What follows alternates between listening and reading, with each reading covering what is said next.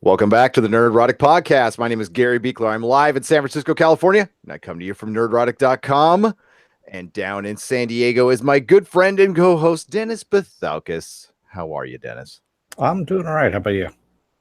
I'm doing great. We're here to cover Legion, Season 2, Episode 6, Chapter 4. Welcome to all our new subscribers. We passed 2K over the weekend, and we're so excited. So thanks for joining up. Dennis, I'm not really sure what I just watched. I think it was a show about some guy with maybe some multiple personalities. I'm not too sure. It's a superhero show, Dennis. It's a superhero show. Is it superhero or supervillain? That's a good question. We've had a lot of debate about that. We don't know. And it's an X-Men, and it's Professor X's son. And it was a good, I was very entertained. It was really amazing. We're going to have to see. This is a lot like the second episode of the first season that we kind of crapped on a little bit. And I like this episode, but we need to see it in context. At first, I thought it was going to be, and it kind of was a mourning of Amy in a way. I mean, we got to see a lot of his sister, and we got to see a lot of multiple realities, but it was also, I think it plays into what a lot of people say about the show, like this is all in his head. I thought it also played a little bit like the Buffy Asylum episode, if you guys are Buffy fans out there, where we're questioning I am now anyway, questioning everything we see prior to this episode. Yeah, because we're really not sure.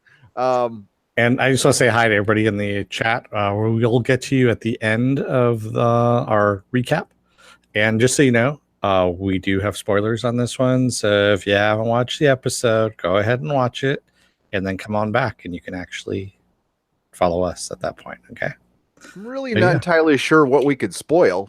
Because it's just we're going to be talking about the episode. So I figured. But what I'm getting at is like we could say stuff that happened in the episode, but without context, you're not going to know what the hell we're talking about. True. Like, this is true. Let's not bury the lead. We had a mouse singing Brian Ferry, okay, which was the best scene, and Slave to Love. Yeah. So it did make sense though. Later on, because we saw that office drone David was sniffing whiteout. No, it really made sense in David's his sister, that she was the slave to love, because throughout this entire episode we see her as multiple forms of being a caretaker. Yeah. So so that's where it really fit. Office, we have multiple versions of David. We'll try to go over them as best we can. Honestly, this is just a story of multiple versions of David going through. It's kind of a prequel and possible realities. Yeah, I mean, Tweaker David said it best.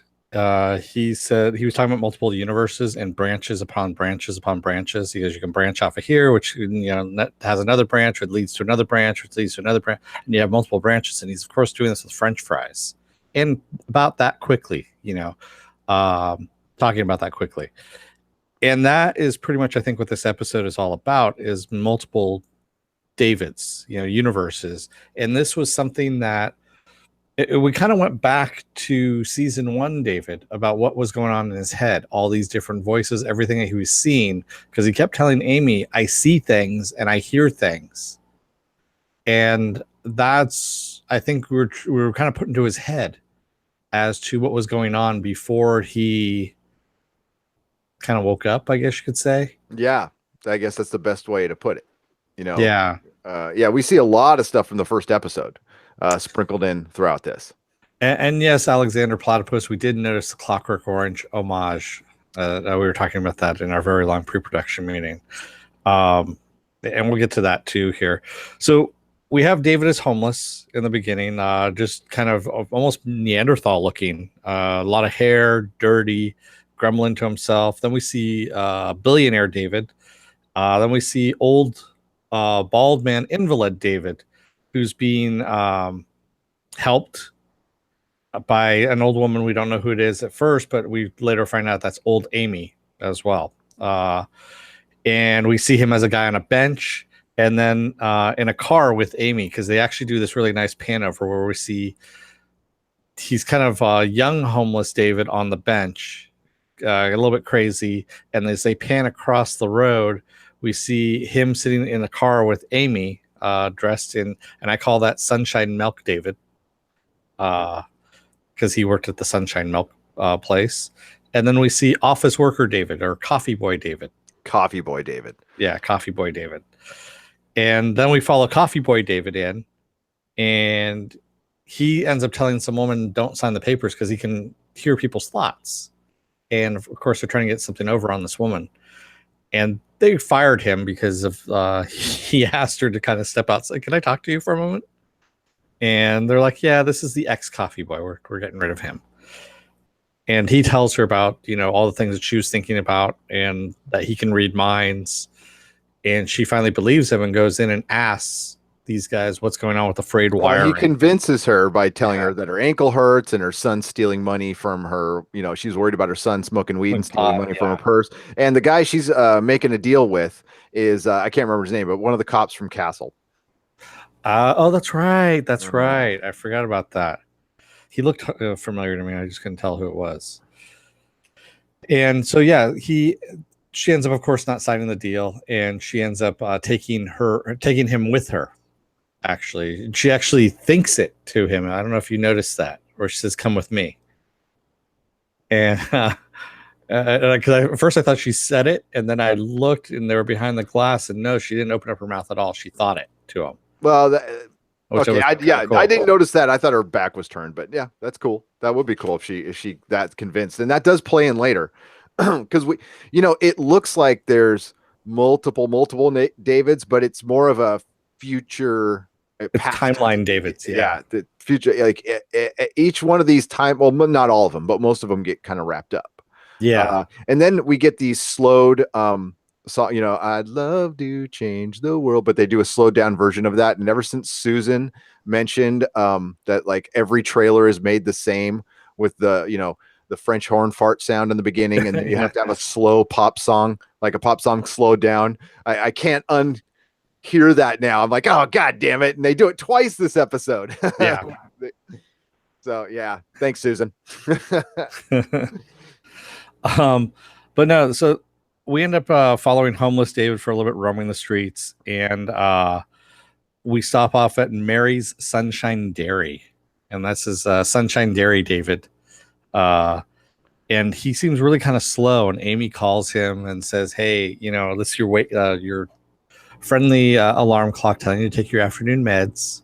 I don't want to take it. Come on, you got to take it. And he's really kind of slow. We know it's the meds that are kind of slowing him down. And I'm kind of thinking this is season 1 David, right before he goes in. Probably about a couple of years before he goes in. I think it's a possibility. I actually don't think so. I thought striped shirt David is definitely the one that was from season 1. This might be a part of that. I kind of thought it was a precursor to homeless David, because they see him kind of move, kind of progress. I have to watch the episode again, just to remind anybody who is new to the show. And if you've heard this before, apologies. This is the way we do things here is it's a visceral review. Now, the reason we like visceral reviews, for one, we get the most clicks when we are on live after a show. So it's like a post-game show, so we can all break it down together. It's like it's a TV party. But I also think the visceral review is the most honest review, because we haven't had time to think about it or care what other people think. And it's just us watching it and then blah. So that's it. Yeah. Yeah. So we're going to get a lot of things wrong. We know this. Thanks for pointing it out in the comment sections. We do actually, look at those and do take your comments into consideration. And if we get anything wrong, during this, you guys in the chat, let us know and correct us. We don't mind having that done, because we do things wrong. Yeah, we're not here to be right. Yeah, we're just here to talk about a TV show. So yeah, that's all good. Yeah, that's what we're here to do. Is we're just talking about this. We're talking it out. Yep, figuring it out together. And without the use of Reddit or reading anything else, just watching the show. So Oh, that's right, Speedster. Thank you. Yeah, old David, who's paralyzed, is actually Dairy Milk David, who got shot. That's what it is. That's why he needs help into the wheelchair. There we go. That's right. Because we'll get to that. Yes, Because we'll get to that. Sorry, it just because he does survive that. That's right. Yeah, we'll get to that. Okay. Yeah. Good call. Very good call. Yeah. So we end up having Tweaker David when he's talking about multiple universes. We have Flash to married David, who's married with 2.5 kids. Yep. Billionaire David. And then we have David from season 1, of course, with the striped shirt David. Yep. And then we also have Office Drone David, who sees that singing mouse. Singing Slave to Love. Right? And Tweaker David was good. That was a good tweaker. I have to admit. I might have resembled that look at one time in my life. Not pretty. Yeah, with the open sores and the nasty teeth. Open sores, nasty teeth, explaining the secrets to life to some poor schmuck who I trapped into a conversation. Yeah. Sorry, well, it's his tweaker friend that he trapped in a conversation. Yeah. And I love how, his tweaker friend, when he's explaining, he goes, yeah, you could be bored in a classroom right now, listen to me talk, or you could be dying of leukemia in a hospital. All the different realities. It's just like, man, that's kind of messed up. And I don't know if he was actually transporting him to these different realities as he was doing this, or that would be the really messed up thing. Because since David has that power. Is that boxed wine right there? This is coconut milk. Oh, that's what that is. That was like high class box wine right there. Yeah, it's classy box wine. Zinfandel classy box wine. No, I'm keeping hydrated.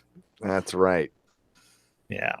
So yeah, we have again young homeless David finding a shopping cart, and we flash back to Lenny and David actually riding the shopping cart when Lenny was a male that we thought about in the first season. Yep. Yeah. Apple curses Dennis is drinking host brains. Yes, that's right. Yeah, and they're tasty. But I can never remember if this is real or not. It might not be. So yeah, we get like anything. So yeah, we get pre-homeless David, and then it comes on to old homeless David again, and we get the Droogies. We get Clockwork Orange, and they actually recite lines from the movie a little bit. But there's a little bit of a twist on this one, because in these multiple realities, David still has his power, and there's nothing left but some shadows on the ground afterwards. He makes his little growling noise, and there's some orange light, and poof, they're gone.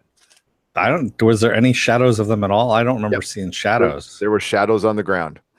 Okay, because I thought they had just kind of all just disappeared. They did. They completely disappeared, but their shadows were still left on the ground. If you look on the bottom, it was a pretty cool scene. I even saw that on my phone. Okay. Yeah, I was looking at it on my phone. Okay. I got to go back and take a look at it again. Then. Yep. Yeah, then we have Sunshine Dairy David with his headphones on, listening to jungle sounds. Right? And with two bathrobes on. Again, been there. Okay, maybe not the jungle sounds, but like the white noise in the background, maybe. Yeah. Yeah, and Amy, of course, telling him, he's trying to get out of taking his meds. He doesn't want to take his meds. And Amy's like, you got to take them because I don't want you to hurt anybody. I also don't want you to hurt me anymore. Which is kind of messed up a little bit there. So then we have Billionaire David, who we now find out was Coffee Boy David. And he's just older. And he has Laura, who's the woman who he helped out, working for him now. And she resents him. And that's why he keeps her around, because that's why he keeps her around. Yeah. And I wanted to see way more of this. I want to see a whole episode of Rich, basically Farouk, evil David, doing his thing. Because Amy comes over. By the way, Laura wants him to sign some papers to become the richest man in the world, and he starts pontificating about how he's a god and a prophet, and money is just a means to an end. Then Amy comes over to visit. Yes, I'm the great unifier. Very humble speech. It was a gift from God, and he talked about Tower of Babel a little bit. And then Amy comes in, and she's, typical rich sibling. She wants a new house. She complains about her husband screwing the masseuse. And then David says, well, you're screwing him too, her too. And she's like, don't like it when you do that. And then he brain fries her a little bit, makes her nose bleed. Yeah. Says, Yeah. He basically shows her, he puts her in her place by giving her a little shock of power, is what it is. Yeah. Like, don't mess with me. Do what I say. You don't need another house. And get the hell out. Get the hell out. And she abided at that point. But that was, just the cruel, power mad David. Then we come back, and he's just kind of staring himself in a mirror with a naked silhouette in the background, and maybe he's we don't know what it's head, but he's looking regretful. And then what is it we see? Farouk's he's facing off with Farouk at that point. Facing off with Farouk, or is it in his reflection? I didn't catch that part because that we don't know, because there's a couple things I'm going to get to here as there was a couple of things that I have a theory on now at this point. So it's just made me think a little bit. Every time I hear that, I want to, that the Buffy musical, I have a theory. Oh God. So yeah, we have homeless David facing off against the police, and he just launches people into the air, man. I mean, just completely launches them into the air. That was badass. Yeah. And no, but before this starts though, some woman walks by him and he's all, it's always blue. I don't know why that was funny, but it cracked me up. And after he launches the cops away, they send in the drones, or drone, I should say. And the drone is emitting this high frequency pitch that's actually slowing him down a bit, and it's circling him. And we see this woman with a sword walking up, and he starts to glow. And we know he's, sorry, my nose was itchy there a little bit. There was a woman that was, walking with the sword. We see him glowing. We know that he's actually going to take out everyone here at this point. And just as he's starting to glow a little bit more, he gets cut right down the middle, like through his head here. Yep. And we see behind him as he splits apart, it's Carrie. It's Carrie. An SD3 movie Finobi says was that what you were referring to as your Kill Bill moment? I would think that was it, probably. But yes, so we saw Carrie. Just we see her slowly walking up, and she's got some like badass shoes on, and and a sword. I do like that combination, by the way. Good shoes and a sword. And then we see Suicidal David, which is actually season 1 David again, because we had heard about this, and I think we flashed a little bit on it on season 1, but we had never seen him in that condition. We saw him string himself up. That was in the first episode. Yeah, but we just didn't see it from this angle, I think is what it was. Well, the only thing I would say is they hung on the scene a little longer. Maybe I can't remember. I haven't seen the first episode in a little while. Yeah, but I recently rewatched it like 3 or 4 months ago. But it didn't seem. It might have been different. It doesn't. Yeah, maybe they reshot it. I don't know. It looked pretty good though. But I'm sure somebody will go back and compare them and go, they were different, and that's cool. Yeah, and he's hanging himself with the electrical cord. And then, of course, we go back to old man David getting a sponge bath. And then Sunshine Milk David, excuse me, going to work at night when the plant is closed. And he's basically outside. He's waiting for Amy to show up. And he starts seeing the yellow man down the street. The OG version of the Shadow King. Or what he thought the Shadow King was, that we thought was Mojo for the first couple episodes.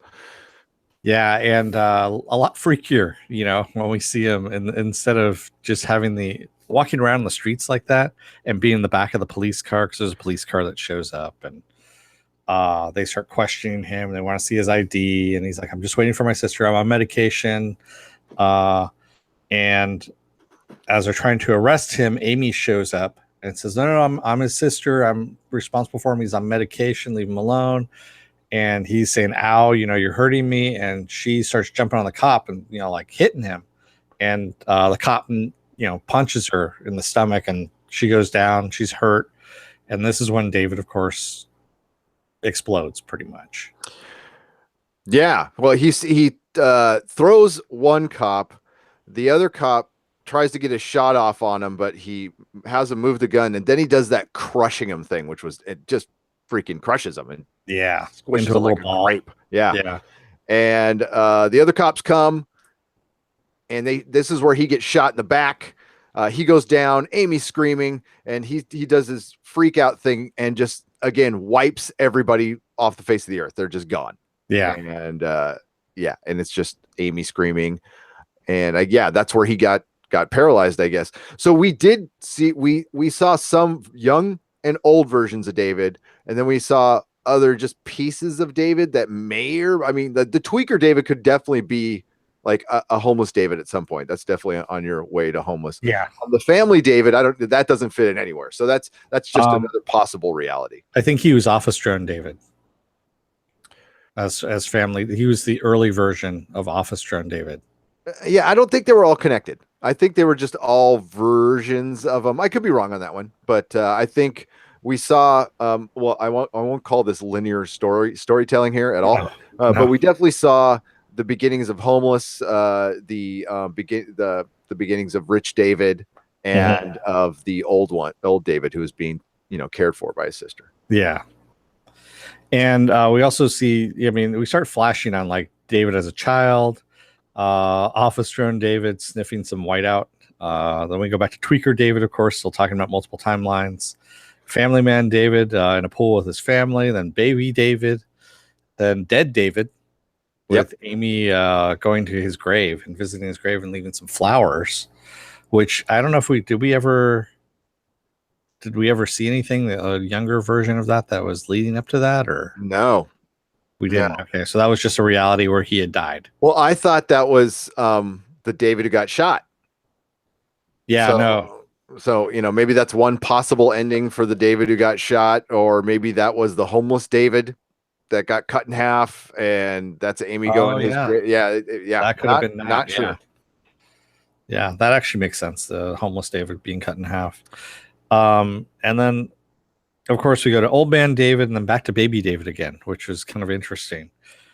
And then we see Striped Shirt David, season 1, David in the car with Amy, and he's telling her about that he hears voices and he sees things. So all this time he is seeing all of these different realities and hearing all these different voices that are inside of him. And that's what I was led to believe anyway at this point. And he's in the car with Amy, and they're talking about how, why he tried to kill himself. That was the reason why he tried to kill himself, because he's seeing all these things, he's hearing all these things. And then we see that they're outside the institution where we found him in season 1. Clockworks. Yeah. And he's going to go in there for a couple of weeks. Yeah, just a few weeks. She promises. Dr. Kissinger says you can have your own room. He takes a minute, takes a beat, then agrees to it. And we get a nice little hugging scene, and then it just flashes forward from season 1 to now to the end of last. And I can't believe they showed it again. They showed Amy getting morphed into Lenny again. Well, Farouk at the very end. Saying, it's basically something about this is your will. Reality is your will.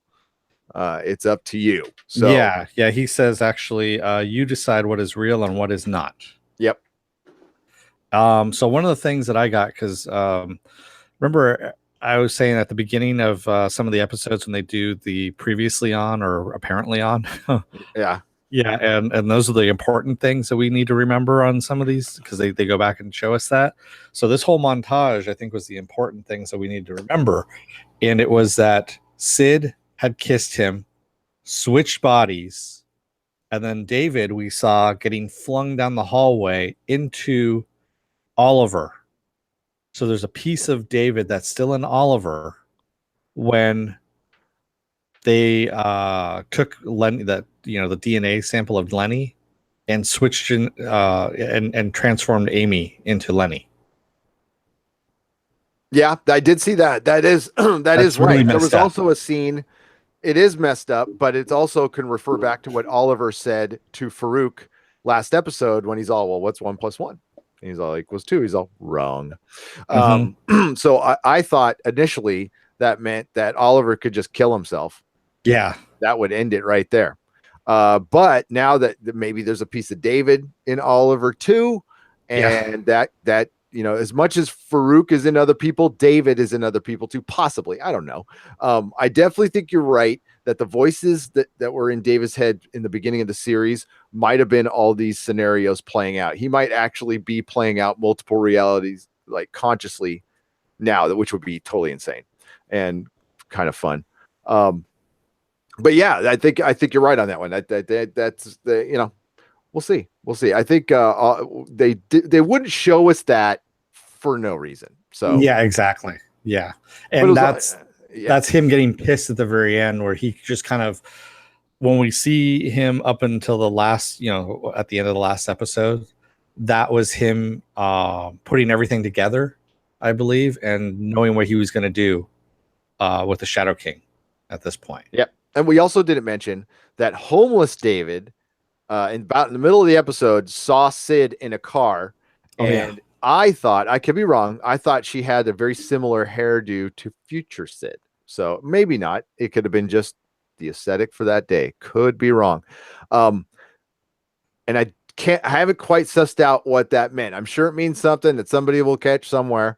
When I watch it again, I'll figure it out and we'll tell you next episode. But yeah, I don't think she's in all his realities. That's what it was. yeah, yeah, because he was tripping. He was like looking at her, going, "What the hell?" And well, in the beginning, a lot of people thought Sid was just his made up girlfriend too. So, and that's why they could switch bodies. But we've seen an origin of Sid now, so Sid is not a made up girlfriend. So she is there, and this is the point where we can get and see what you all think in the chat. Yeah. So Amari Daniel said, "Hey, David is an Oliver. Are we doing phrasing here?" Phrasing, phrasing. Actually, Billionaire David, when they were showing the pool, and the women that are out there smoking pot and all that kind of stuff, there was one that was standing like next to him on the balcony up there, and I was looking at it going, "Is she topless?" And then I was looking, I'm like, "Oh, that's a transgender guy." Okay, there we go. That's what that was. That's why she's topless. And I was like, "Okay, I got it. Now I got it." Gotcha. Yeah. Jody says, "What if all we've seen are just happening in David's head, so to speak? I wonder if we get some shocking reveal that he's comatose in some hospital bed all this time." That would be a really cheap cop out, I think, and would piss off a lot of people. Yeah, that's the reason I mentioned that Buffy episode and why it was so great is it made you question. And Buffy was a very normal story, so it made you question the whole thing. And they go back and rewatch the episode. I have, and they do not definitively answer whether she was in the asylum or not.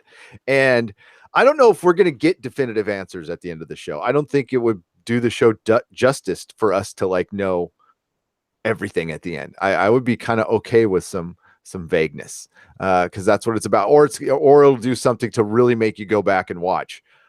This show, the one thing this show does that might be, I hope not, it's undoing, is it puts art and creativity above profits. Okay, because this is not. I don't know how Noah Hawley on his name alone got this show made, because this must have been the hardest thing to pitch. Like, oh, it's an X-Men show, and they're like, oh, great, superheroes. Okay, what's it about? What?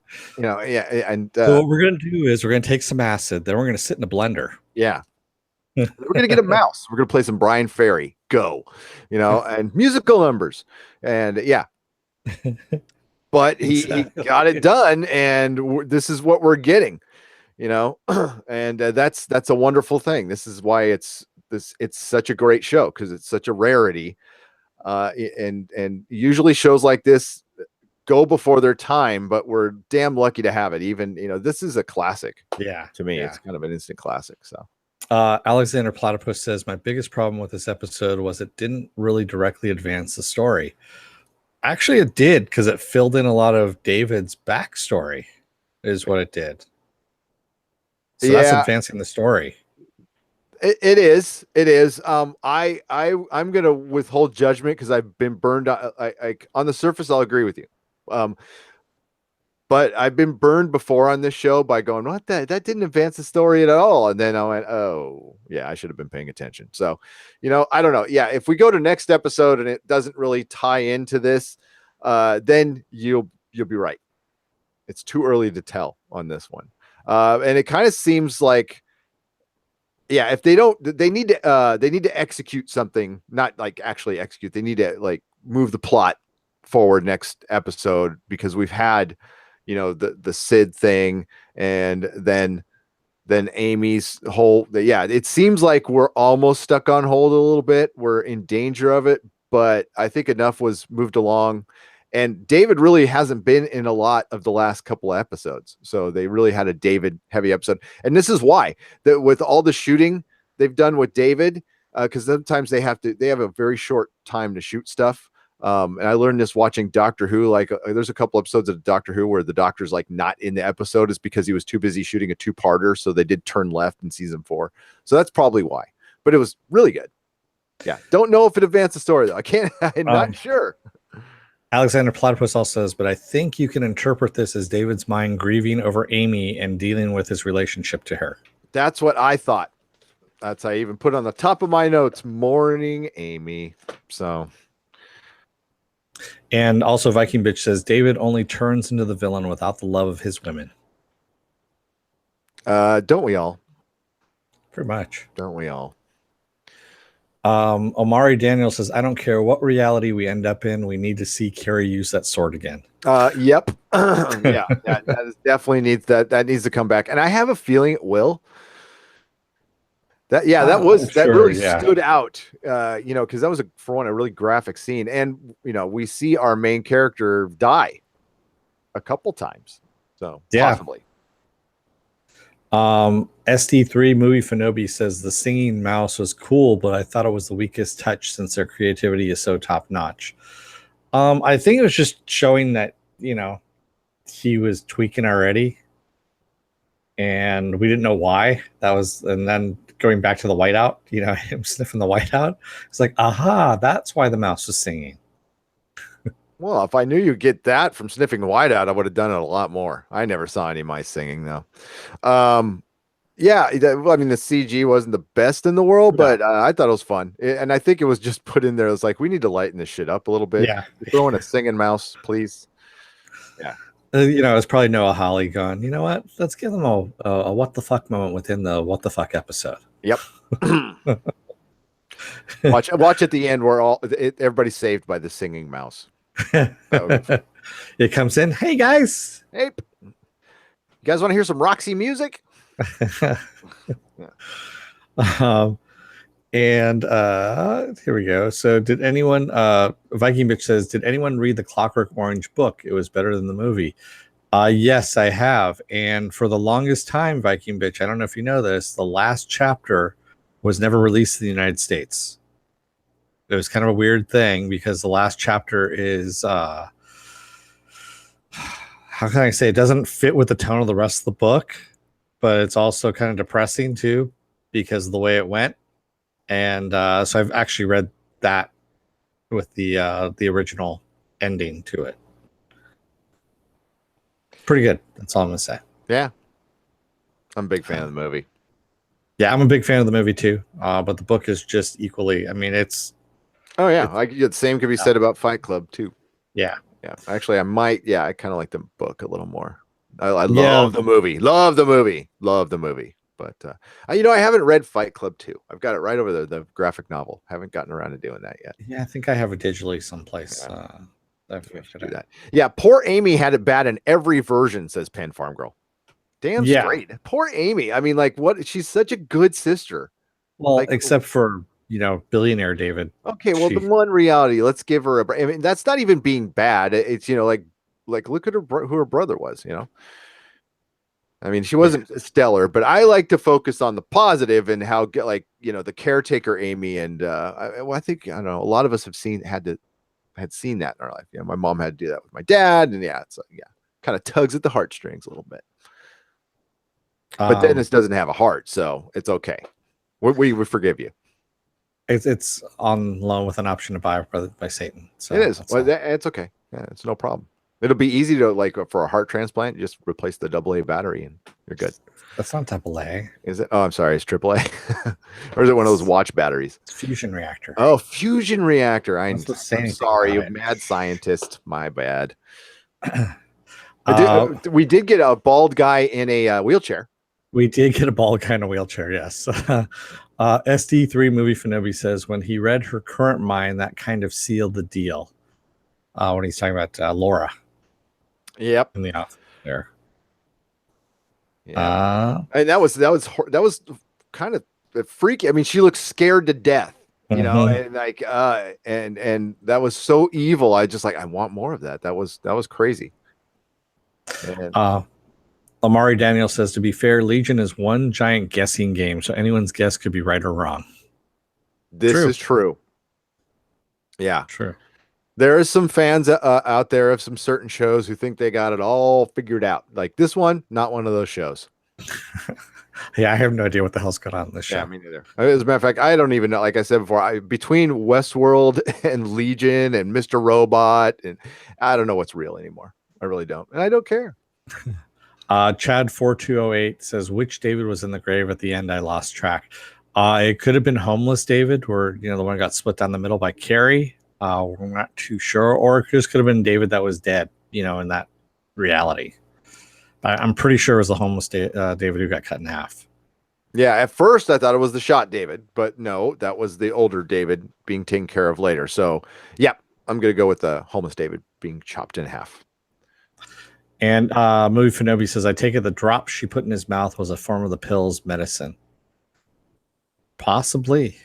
But yeah, I'm again I'm working this out as we're doing this podcast, and it will have to go back, but it looked like it could have been like maybe everything leading up to the asylum was one story, and then everything after that is multiple stories, and we're just seeing one possible reality. I have to go back and rewatch it. That just hit my head. That could be completely wrong, but it just seems like there was definitely the younger David, and then we had multiple older Davids.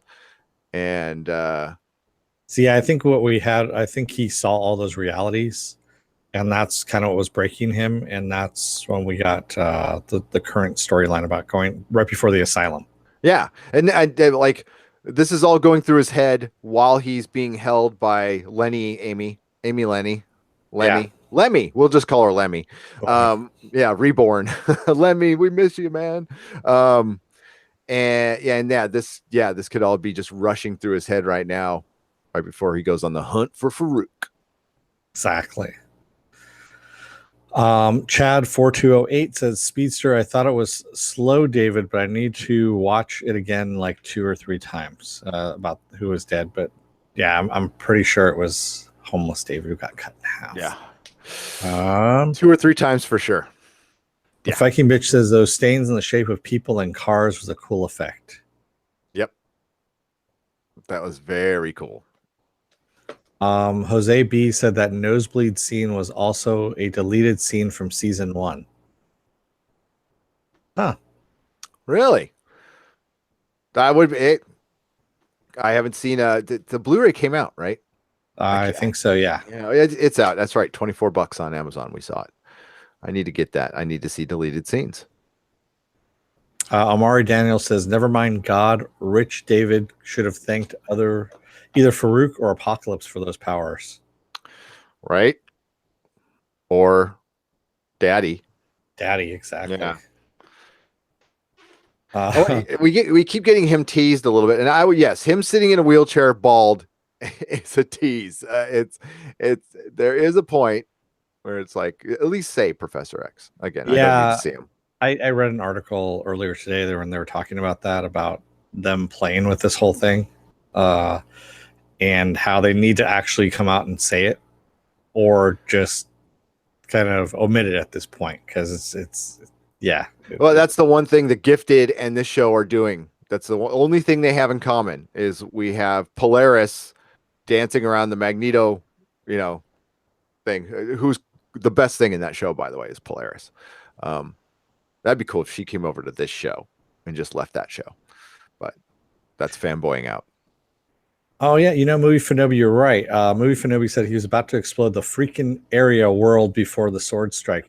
Yeah, because he said this world doesn't, shouldn't exist anymore. It's bad anyway. Remember when he was talking about to the Droogs? To the Drugis, yeah, he was talking about like you don't, no common decency and law and order and stuff like Yeah. that. Yeah. So he was basically getting ready to get rid of everything. So Carrie saved the world. She did. Bad Robot says, "Is there something to the red and green concept and it's always blue comment?" There has to be that I'm completely missing. Um, I just don't know. the way he delivered the line was funny. It was just really random and it scared that It's girl. always blue. It's always blue. I'm gonna start doing that now. I'm just gonna do that at Comic-Con. It's always blue. See what I'm happens. gonna do it at work. Yeah, do it at work. I dare you.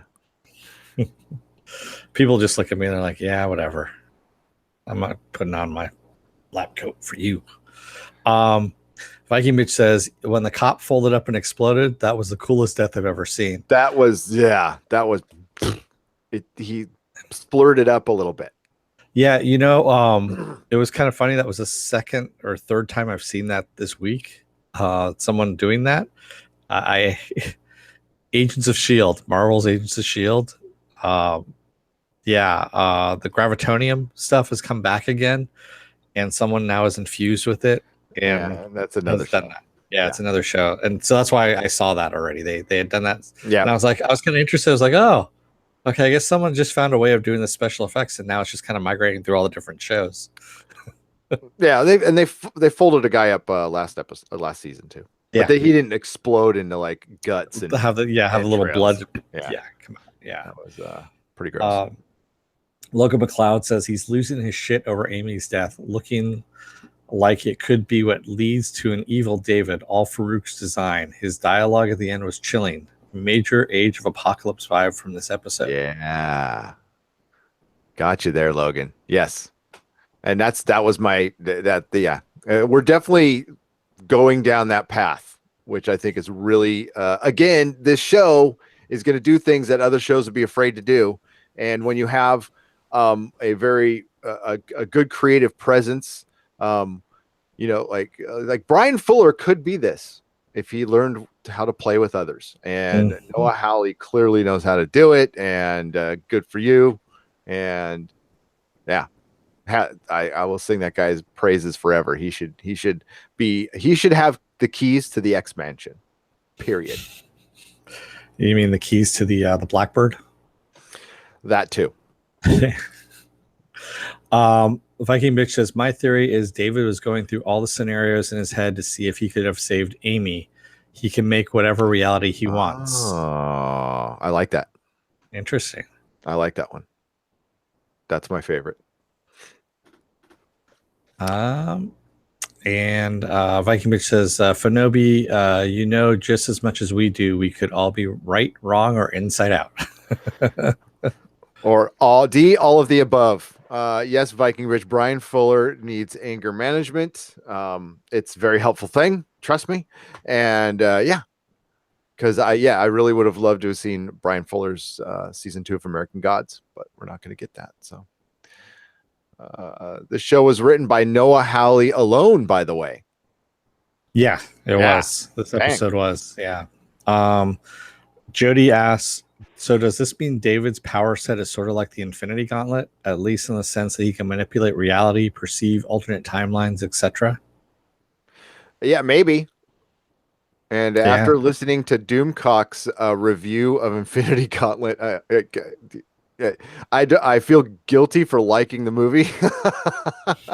He breaks it down to shreds.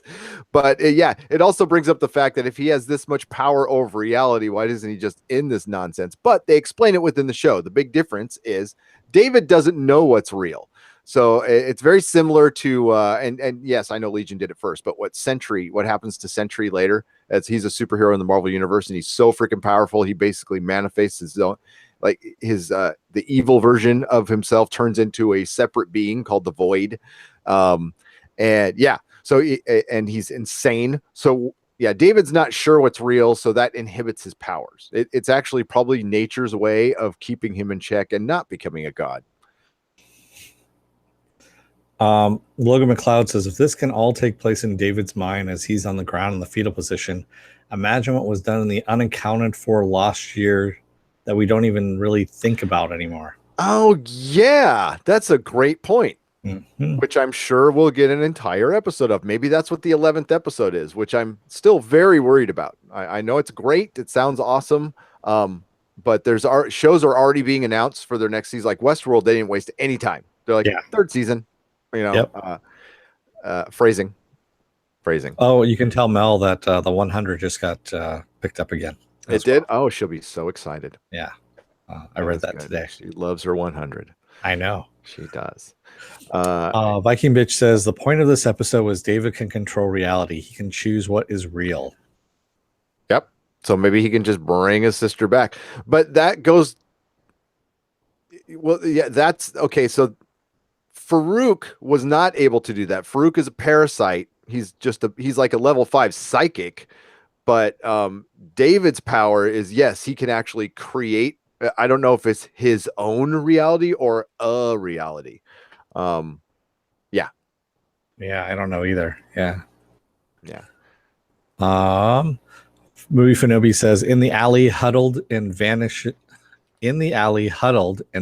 people, and before they sliced him, it's reminiscent of Professor X's destruction in Logan comics when he lost control.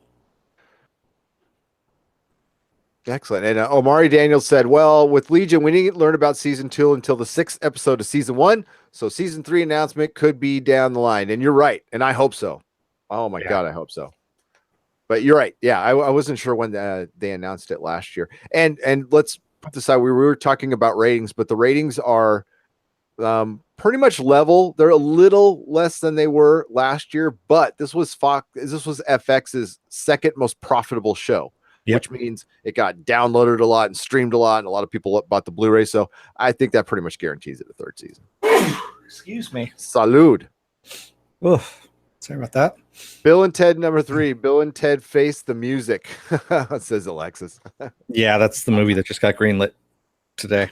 Hell yeah. After Cobra Kai, the success of Cobra Kai, why not? Yeah. Oh, it's not. Oh, this is just beginning. We're gonna start seeing we're gonna see Footloose 2 and all the teeny 16 more candles or Oh well, Tremors the reboot with Kevin Bacon got killed by Sci-Fi. Thank God. I love Tremors. Oh my God. I did too. We got to put that on the VH file. Okay, so yeah, plus DVR viewings, episodes boost this season. The delayed viewings bumped the first 2 episodes of this season into the millions. Really? That's great, Omari. That's good news. Yeah, that's good news. Yeah, I suspect that's the case with pretty much all that's what happened with Happy. Like Happy got tons of DVR views and downloads and stuff, and that's what got that a quick season 2 as well.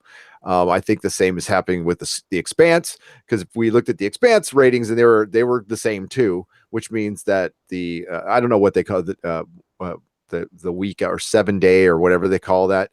Yeah, I can't remember what Susan called it. 7-day plus or something. I can't remember. We'll go over that again on Friday. I thought that was kind of cool. I bookmarked that website. That is going to be a good thing. And SD the movie Fanobi says, bless you, Dennis. Thank you. I just want more Legion, and I will be happy. Viking Bitch, me as well. All right, so we're winding down here. Yep. We're at the end of our recap. Thank you all for joining us. We have so much fun doing this, and really a lot of fun doing this show. This show is so great. So FX, Noah Hawley, Dave Stevens, and Jermaine Clement and Aubrey Plaza and crew. Thank you. Seriously, thank you. It's a great show. And this very well written and just very well put together. Yeah. Yep. Just in case you're watching, because we never know who's watching. We really never know. Cool. So Dennis, thank the chat, and I'll get to the patrons. All right. Thank you, Bad Wobot, Jody, Viking Bitch, Alexis Valens, SD3 Movie Fanobi, excuse me, Apple Crow, Logan McLeod, Omari Daniels, Penn Farm Girl. Hey, I thought I saw How's Your Father in there as well. Pickle. Hey, Pickle's back in here again. Danio. Danio. Thank you. He said they can recycle every deleted scene because it's not real anyways. Yeah, right. Ed Brewer. Sup, Let's see Ed? who else here. Mr. Fredmo233. Alexander Platypus. Great way, by the way. Great name, by the way, there. And Ivan Taylor. We got a few more people I know that are floating around in here.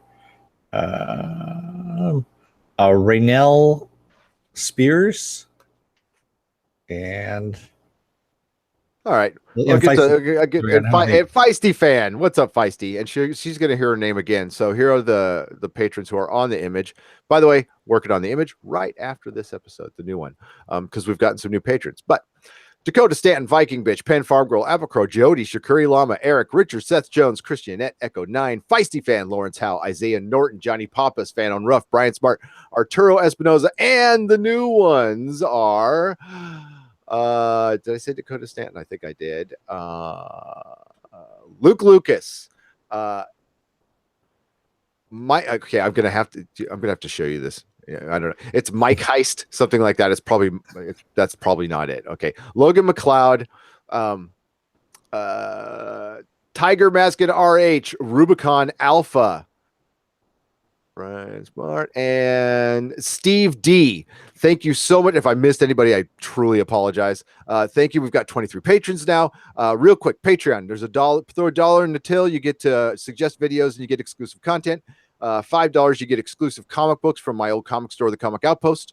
And you also get to you get access to exclusive content and get to suggest videos. And there's the $15 one, which is the What's in the Box, which is like a loot crate, but it's way better because it's not just Funko Pops, it's action figures, it's comics, and you get them twice a year. You get one every 6 months. If you hang on. Of course, you don't get your box until we charge you for the first time, and occasionally I might forget to charge you. So you've got that going for you too. You get the box and not have to pay all the time. I will be charging soon. We got some new content coming up, and we got Dennis and I and Susan need to agree on a date, which I'm hoping is this Saturday for Bubba Hotep recording for our patrons only, which will be Saturday, hopefully. Oh, and some people brought up in the chat you want to spell Penn Farm Girl's name correctly. Okay. Thank you very much. Well, I'm going to be doing it. I forgot I mixed it up there. Yeah, it happens. When you're doing everything, you tend to make a mistake once in a while. So, dude, I did that with I had a podcast up there with it reversed, and it said Poddast or something like that for like a good 6-7 hours. Nobody cared. That's what happens when you're doing graphics at 2 a.m. Man, you get a little tired. So so our next a little punchy. Yeah. So I've got to, what am I doing? I've got to pack up the Patreon. I've got to make content for Patreon. I've got to make all the thumbnails for this. I've got to set up all the videos, set up all the scheduling. We're still trying to get our freaking guests down, which I feel like and then I got to email poor Doomcock, which I have to apologize to because I haven't talked to him in like a week and a half because I've been just so busy doing other crap. So sorry, Doomcock. I know you don't accept apologies in the middle of the earth, but I give it anyway. I'm humble before your presence. Oh, and by the way, John Mallon stopped by to say hi here as well. He's been watching us secretly. Hey, secretly. Oh, yeah. Okay. I call that being a stalker. No, just kidding, John. Love you, man. John Mallon, good comic artist, great comic artist, by the way. Great, not good, great. And it's digital too. I was that's badass, dude. Can't wait to see your new comic, John. All right, everybody, we're gonna say goodnight. Yes. And we will be back tomorrow. And the Expanse and Krypton. I might not rage quit. I might come back. We'll see how good the episode is. Okay, we'll see how it goes. I was very hard on the last episode, and I got a lot of shit for it. So Maybe I was crabby, dude. Okay, straight up, I was freaking not in a good mood that night. I mean, I was happy about the Expanse, but I was like, I had like 3 hours night sleep, but I don't think that made the episode any better, to be honest with you. It wasn't that good. And I'm just gonna say this before we head on out. I actually walked out in the last like 10 minutes of the episode because I actually got bored with it and just literally got up and walked out because it kind of like left my mind while I was watching it. That's how bad. Yep. So yeah, watch Legion. Legion is exactly. good. Dennis, take us out. Children of Earth, don't let the door hit your ass on the way out. Otherwise, you're going to end up in a couple of different multiverses where you're not going to make it. That's all. That's it. And Viking Bitch, I actually don't listen to haters. I'm this, no offense to any wives out there, but I'm a long-time married man, and I just know how to tune stuff out. I know how to click that mute button in my head works great. Trust me. He does to me all the time during the podcast too. What? Sorry, were you talking right there? Just kidding. Good night, everybody. May the small folks sing songs of your greatness. Bye-bye. Good night, everyone.